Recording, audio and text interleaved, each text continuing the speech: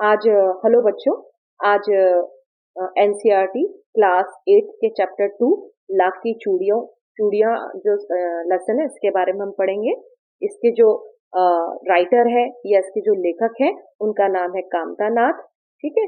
और कामता नाथ जी जो है ये लेखक ने स्वयं खुद के अपने अनुभव को यहाँ पे साझा किया है, यानी अपने पर्सनल एक्सपीरियंस को उन्होंने यहाँ पे शेयर किया है। तो लेसन रीडिंग में स्टार्ट कर रही हूँ, ध्यान से आप सुनिएगा। सारे गांव में बदलू मुझे सबसे अच्छा आदमी लगता था, क्योंकि क्योंकि वह मुझे सुंदर सुंदर लाख की गोलियां बनाकर देता था। और मुझे अपने मामा के गांव जाने का सबसे बड़ा चाव यही था कि जब मैं वहां से लौटता था तो मेरे पास ढेर सारी गोलियां होती थी, रंग बिरंगी गोलियां जो किसी भी बच्चे का मन मोह ले। तो मतलब कि यहाँ पे जो लेखक है, जो कामता नाथ जी है, वो क्या कह रहे हैं कि उनको बदलू नाम का व्यक्ति जो बहुत अच्छा लगता था। और वो क्यों अच्छा लगता था? क्योंकि वो लाख की गोलियां बना के देता था। लाख मतलब आज आज तो हम कांच की चूड़ियां पहनते हैं, लेकिन पहले क्या होता था, कांच की चूड़ियों से पहले लाख की चूड़ियां जो लेती थी वो महिलाएं पहनती थी, और बहुत ही सुंदर लगती थी ये पहनने में। ठीक है। तो इनकी ना छोटी छोटी रंग बिरंगी गोलियां ही बना के जो था बदलू नाम का जो व्यक्ति जो लाख की चूड़ियां बनाता था, वो लेखक को बना करके देता था। इसी कारण वो अपने गांव जाना पसंद करते थे, ये लेखक कह रहे हैं। नेक्स्ट जो लाइन है उसमें क्या कह रहे हैं वो समझते हैं। वैसे तो मेरे मामा के गांव का होने के कारण मुझे बदलू को बदलू मामा कहना चाहिए था, परंतु मैं उसे बदलू मामा ना कहकर बदलू काका कहा करता था, जैसा कि गांव के सभी बच्चे उसे कहा करते थे। बदलू का मकान कुछ ऊंचे पर बना था, और मकान के सामने बड़ा सा सहन था जिसमें एक पुराना नीम का वृक्ष लगा था, और उसी के नीचे बैठकर बदलू अपना काम किया करता था। बगल में भट्टी दहकती रहती थी जिसमें वह लाख पिघलाया करता। सामने एक लकड़ी की चौखट पड़ी रहती थी। यानी कि इसमें जो है कि वो बता रहे हैं कि सबको वैसे तो उनको बदलू मामा कहना चाहिए, लेकिन वो बदलू काका कहा करते थे। ठीक है। और जो बदलू जो काका थे, उनके मकान जो था वो काफी थोड़ा ऊंचाई में बना हुआ था। और ऊंचाई के सामने जो ये सहन जो वर्ड यूज किया है ना, सहन, इस सहन का मतलब होता है कि मकान के सामने का एक छोटा सा खुला हुआ हिस्सा, जहाँ पे क्या था, वो एक नीम का पेड़ लगा था, और उस नीम के पेड़ की छांव के नीचे ही वो अपने सारे काम करते थे। एक भट्टी बना के रखी थी जहां लाख पिघलाते थे, और एक लकड़ी की चौखट पड़ी थी। चौखट समझते हैं ना, जो अपने घरों में, अपन घर में दरवाजे में चौखट लगते हैं ना, वैसी ही लकड़ी की एक चौखट बना के रखी थी। ठीक है। जिस पर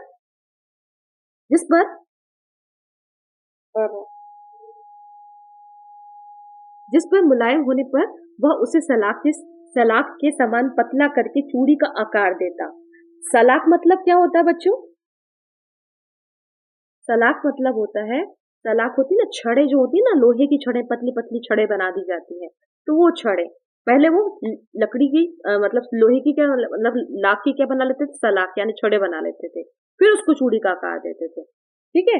पास में चार छह भिन्न विभिन्न प्रकार की बेलन नुमा मुगेरिया रखी रहती थी, जो आगे से कुछ पतली और पीछे से मोटी होती थी। लाख की चूड़ी का आकार देखकर वह उन्हें मुगेरियों पर चढ़ाकर गोल और चिकना बनाता, और तब एक एक करके पूरे हाथ की चूड़ियां बना चुकने के पश्चात वह उन पर रंग करता। तो मतलब कि पहले तो वो छड़े तैयार कर लेते थे। ठीक है। और फिर उनके पास क्या होती थी, वो बेलन नुमा, जो अपन जैसे बेलन नुमा मुगेरिया होती है ना, वो राउंडेड मतलब बेलनाकार होती है मुगेरिया। ठीक है। चूड़ियों का नाप लेने के लिए उनको पतला करना है या मोटा साइज करना है, किस तरह की साइज में उनको ढालना है, उसके लिए अब क्योंकि वो गरम गरम है, तो उनसे क्या हो जाता था, चूड़ी का एक बड़ी आकार मिल जाता था। और बाद में फिर उनको क्या करते थे, वो रंग देते थे। फिर बदलू यह कार्य सदा ही एक मच्छी पर बैठकर किया करता था। मच्छी मीन्स क्या होता है बच्चों? देखो, आज तो हमारे पास स्टूल हम यूज करते हैं, लकड़ी के होते हैं या प्लास्टिक के स्टूल होते हैं।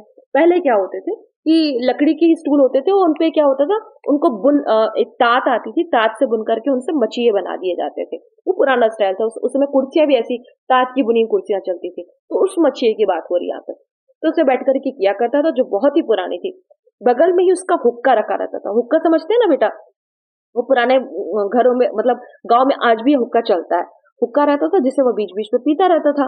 गांव में मेरा दोपहर का समय अधिकतर बदलू के पास बीतता। और मुझे लला कहा करता था। लला कहते हैं, आप जाए मतलब बच्चों को वहां पे, मतलब गाँव में अभी भी कई जगह लला करके ही बात करते हैं। मेरे पहुंचते ही मेरे लिए तुरंत एक मचिया मंगा देता था। मैं घंटों बैठे बैठे इस प्रकार चूड़ियां बनाते उन्हें देखता रहता। लगभग रोज ही वह 4 से 6 जोड़े चूड़ियां बनाता। पूरा जोड़ा बनाने के बाद वह उसे बेलन पर चढ़ाकर कुछ क्षण चुपचाप देखता रहता, मानो वह बेलन ना होकर किसी नववधु की कलाई हो गई। तो वो अपने द्वारा बनाई गई कोई भी चीज होती थी, चूड़ियां होती थी, उनको बड़े ध्यान से, बड़े उससे देखते थे। फिर नेक्स्ट, बदलू मनिहार था। चूड़ियां बनाना उसका पैतृक पेशा था। मनिहार यानी चूड़ी बनाने वाला, और पैतृक पेशा यानी कि जो उसके उसके मतलब उसके जो बुजुर्ग लोग थे, मतलब उसके जो पैतृक लोग थे, पिता, उनके दादा परदादा, सब ने ही वह पेशा अपनाया हुआ था। पुश्तैनी इसको कहते हैं। और वास्तव में वह बहुत ही सुंदर चूड़ियां बनाता था। उसकी बनाई हुई चूड़ियों की खपत ही बहुत ज्यादा थी। उस गांव में तो सभी स्त्रियां उसकी बनाई हुई चूड़ियां पहनती ही। आसपास के गांव के लोग भी उससे चूड़ियां ले जाते थे, परंतु वह कभी भी चूड़ियों को पैसे से नहीं बेचता था।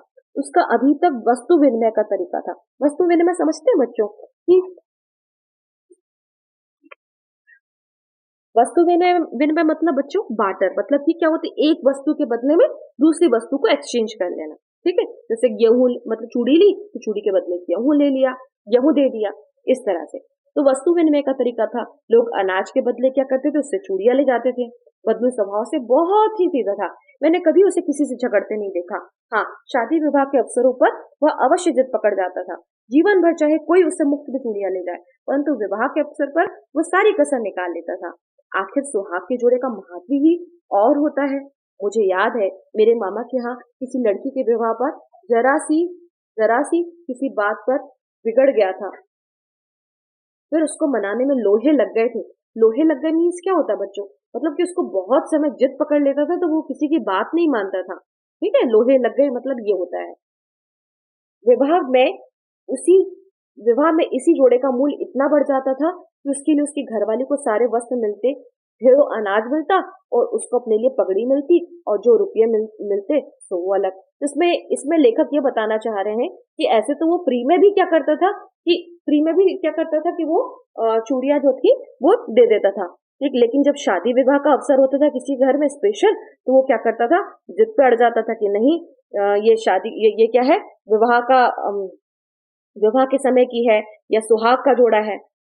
सुहाग का जोड़ा तो इसका वो महत्व बढ़ जाता था, वो उसमें चीजें भी ज्यादा ले लेता था, और उसकी जो घरवाली थी उसको ये अच्छे वस्त्र मिलते थे, ढेरों अनाज मिलता था, पगड़ी यानी सम्मान भी हो जाता था उसको, और जो पैसे चाहता था मन माफिक वो पैसे भी उसको मिल जाते थे बदलू को।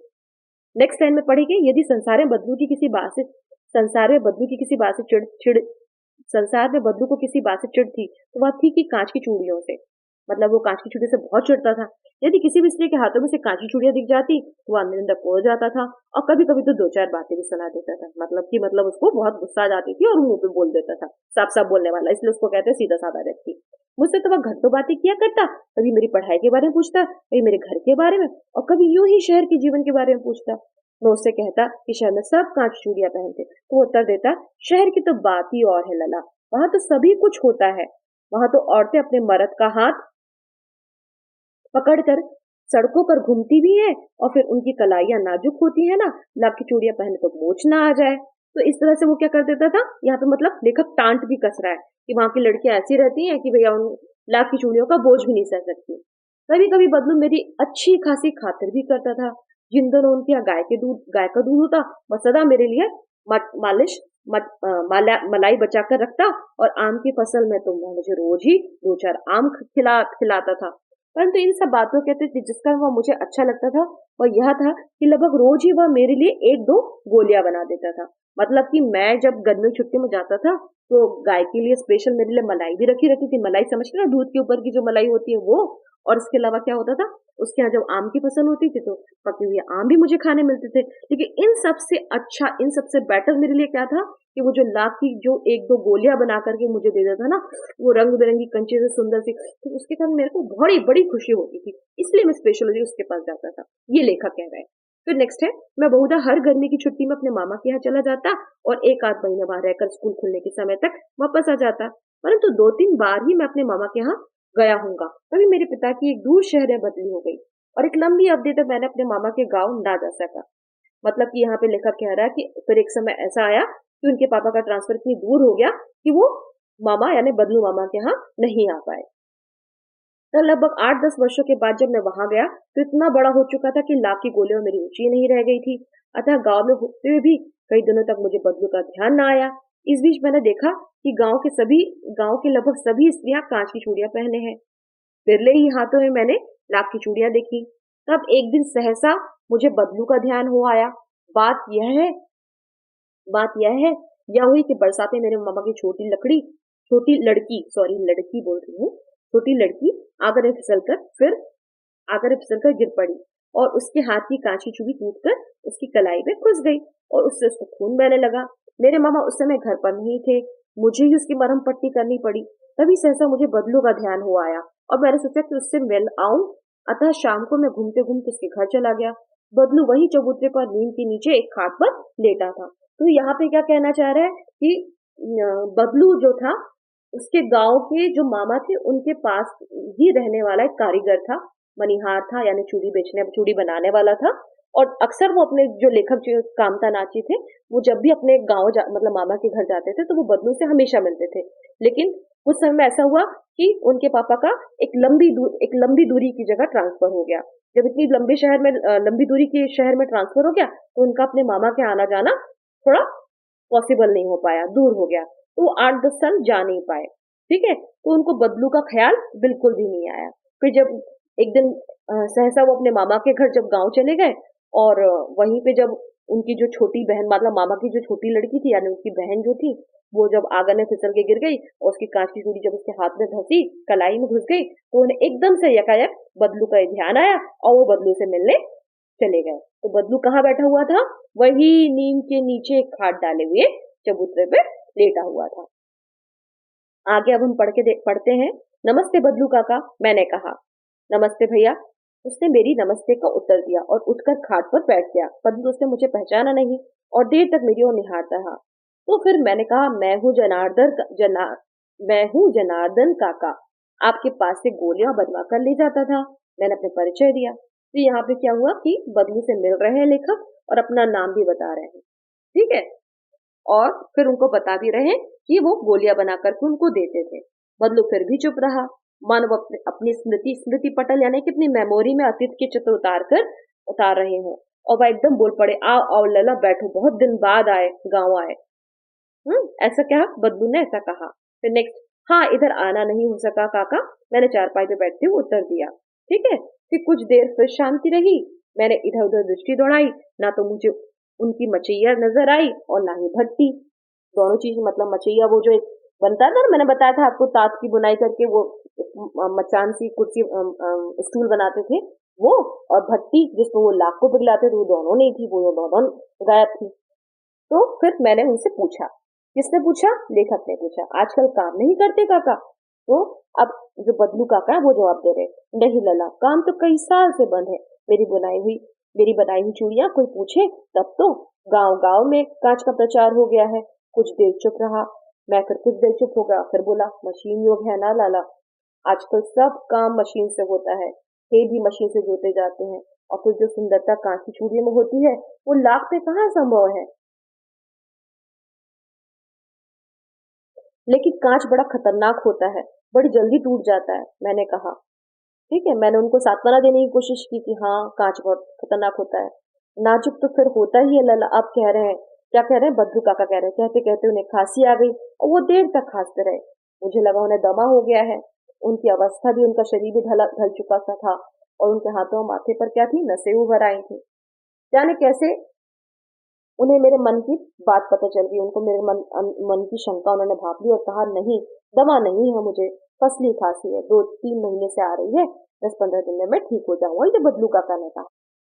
दमा समझते हैं बच्चों? अस्थमा होता है ना, जब सांस लेने में प्रॉब्लम बढ़ती जाती है, लगातार बढ़ती जाती है, तो अस्थमा जो होता है ना वो दमा में कन्वर्ट हो जाता है। तो उस दमा की बात हो रही है यहाँ पे। ठीक है, फिर आगे मैं चुप रहा। मुझे लगा उनके अंदर कोई बात, बहुत बड़ी व्यथा छिपी है।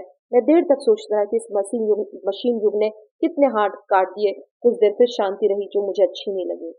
मैं सच में सोचने, यहाँ पे लेखक कहना चाह रही हूँ, सच में सोचने लगा हूँ कितना अच्छा उनके हाथ से चूड़ियां जो बनती थी वो पूरे गांव की औरतें पहनती थी, और उनके पास कितना अच्छा रोजगार था। और ये जो मशीन युग आ गया तो उनका सारा रोजगार उनसे हट गया। ठीक है, तो ये थोड़ा सा मुझे इस चीज से तकलीफ हो रही थी, ये लेखक कह रहे हैं। फिर आगे, आम की फसल अब कैसी है काका? कुछ देर पश्चात मैंने बात का विषय बदलते हुए पूछा, मतलब वो याद है आपको कि वो आम भी लगाते थे? मैं 2-4 आम हमेशा खाता था उनके यहाँ जा करके। तो फिर अब क्या है, जो अपने बदलू काका है वो कह रहे, अच्छी है लला, बहुत अच्छी है। उन्हें लहक कर उत्तर दिया और अंदर अपनी बेटी को आवाज देते हुए कहा, अरे रज्जो, लला के लिए तो आम तो ले आ। फिर मेरी ओर मुखातिब होकर बोला, मुखातिब यानी मेरी तरफ देख करके बोला, माफ करना लला, तुम्हें आम खिलाना भूल गया। तो फिर मैंने कहा, नहीं नहीं काका, आम तो इस साल बहुत खाए हैं। वाह वाह, बिना आम खिलाए किसे जाने दूंगा तुमको। ये किसने कहा? ये कह रहे हैं अपने बदलू काका। फिर मैं चुप हो गया। मुझे वे दिन फिर याद आ गए जब मेरे लिए मलाई बचा करके बदलू काका रखा करते थे। गाय गाय तो अच्छी है ना काका? मैंने फिर पूछा। अब क्या है? बदलू काका जवाब दे रहे हैं, गाय कहाँ है लला, 2 साल हुए बेच दी, कहाँ से खिलाता। इतने में रज्जो, उनकी बेटी अंदर से एक डलिया में ढेर से आम लेकर आई। फिर उनकी तरफ देख करके कहा, ये तो बहुत है काका, इतने कहाँ खा पाऊंगा। मैंने कहा, वाह वाह, वह हंस पड़े, शहरी ठहरे ना। मैं तुम्हारी उम्र का था तो चौगुने आम एक बखत में खा जाता था। बखत यानी कि एक टाइम पे मैं चौगुने यानी कि चौगुने, एक मतलब जैसे 2 है तो मैं 4 खा लेता था, 4 है तो 8 खा लेता था। वो बताने की कोशिश कर रहे हैं। आप लोगों की बात और है, मैंने उत्तर दिया। अच्छा बेटी, लला को 4-5 आम छाट कर दो, सिंदूरी वाले देना। देखो लला कैसे हैं, इसी साल यह पेड़ तैयार हुआ है। तो उन्होंने क्या बोला, अपनी बेटी से कहा और बोला कि इसी साल ये पेड़ तैयार हुआ, खा के बताओ कि इसका स्वाद कैसा है। ये क्या कर रहे हैं, बदलू काका कह रहे हैं लेखक से यानी कामता नाथ जी से।